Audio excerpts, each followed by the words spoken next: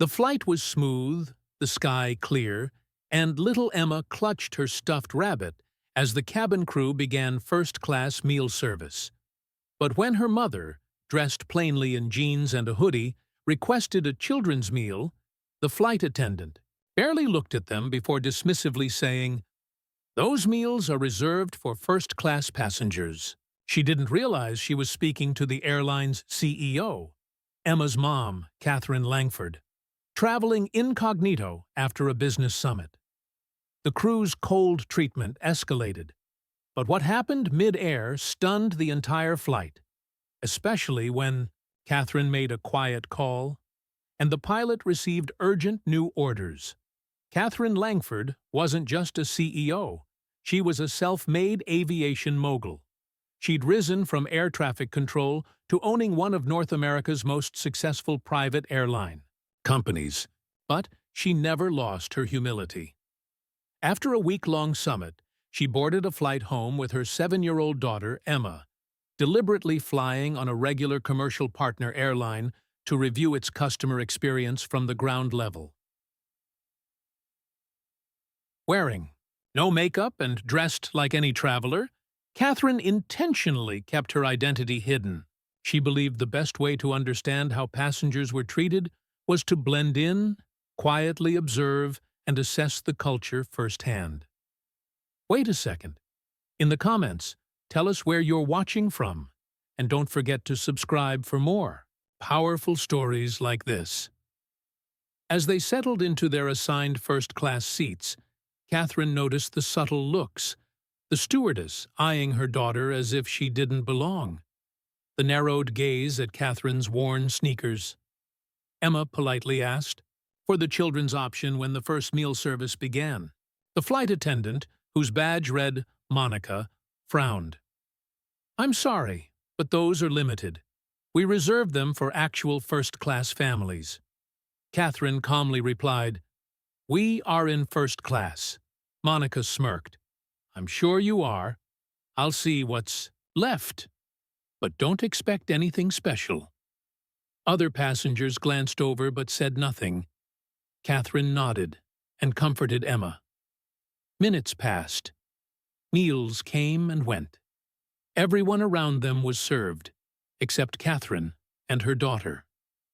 When Catherine politely inquired again, Monica's tone grew more clipped. "Ma'am, we have priorities. Perhaps Coach would have been a better fit." The words stung, not because of the insult, but because of how familiar it all felt, how often women, mothers, and people perceived as ordinary were dismissed. Catherine pulled out her phone and texted her assistant without raising her voice. Then she made one short call to her COO. 30 minutes later, the captain's voice broke the cabin silence.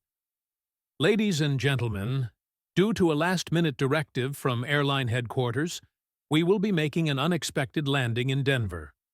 We apologize for the inconvenience." Passengers murmured in confusion. Monica looked visibly startled. Another flight attendant rushed to her with a message. Her face turned pale as she read it.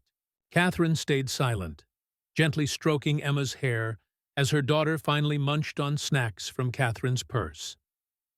As the plane touched down, airport security met it for an accountability check, not for a threat.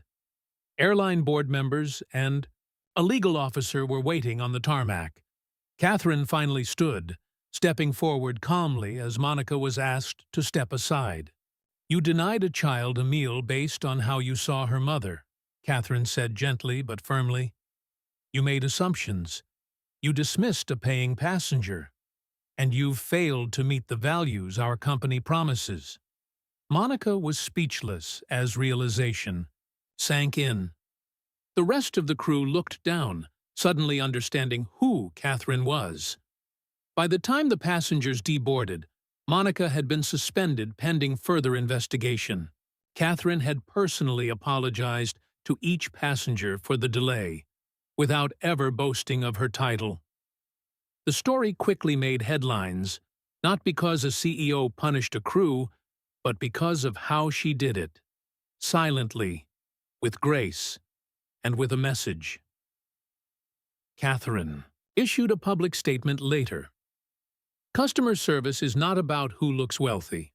It's about treating every soul with respect, especially those who are easily dismissed. No child should be made to feel lesser. No woman should be underestimated. Her airline instituted a new training initiative titled See the Person, Not the Me Profile. The message rippled across industries. Emma never fully understood what happened that day. All she knew was that her mom stood up for her, not with anger, but with quiet strength. And the world listened. If you enjoyed this story and thought it was provoking, don't forget to like, share, and subscribe for more powerful narratives. Let us know your thoughts in the comments. Take care.